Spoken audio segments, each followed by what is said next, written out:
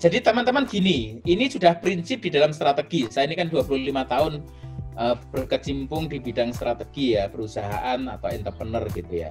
Jadi seorang entrepreneur itu justru senang itu bukan di dalam kondisi yang stabil. Ya.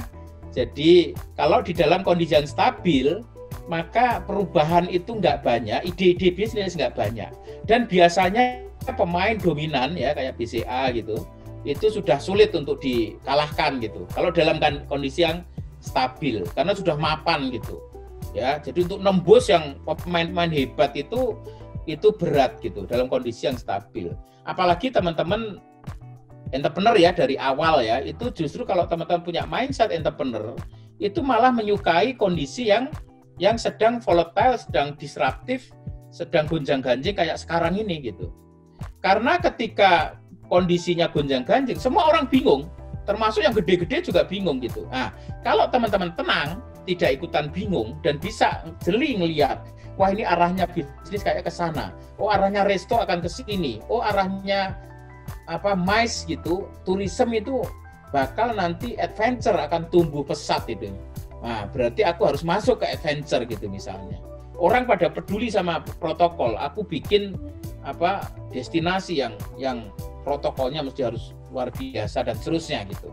Jadi saya mengatakan teman-teman justru saat inilah ya ketika ekonomi sudah mulai, kan tadi optimis ya tahun depan akan bakal bangkit gitu ya.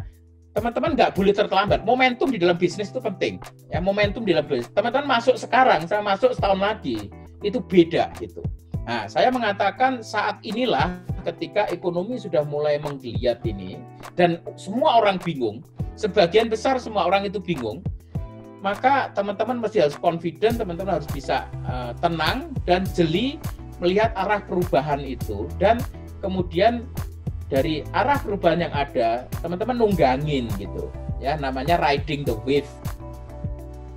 Jadi justru sekarang manfaatkanlah perubahan-perubahan yang ada, cari peluang-peluang yang bagus. Ketika orang semua bingung, Anda harus tenang, dan dari situ ambil peluang-peluang, terus ciptakanlah satu value proposition atau ciptakanlah satu bisnis yang bisa menangkap peluang itu. Kalau teman-teman bisa menangkap peluang itu dan orang lain tidak bisa, maka teman-teman akan punya apa yang saya sebut first entrant advantage ya, punya keunggulan, Anda menjadi yang pertama.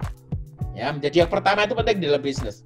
Ya, kayak Gojek itu menjadi yang pertama ya untuk transportasi. Traveloka menjadi yang pertama untuk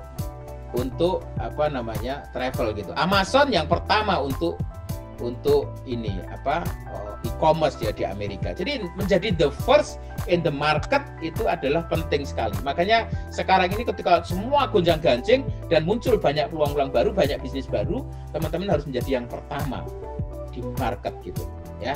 Kalau Anda menjadi yang pertama, maka Anda akan mendominasi.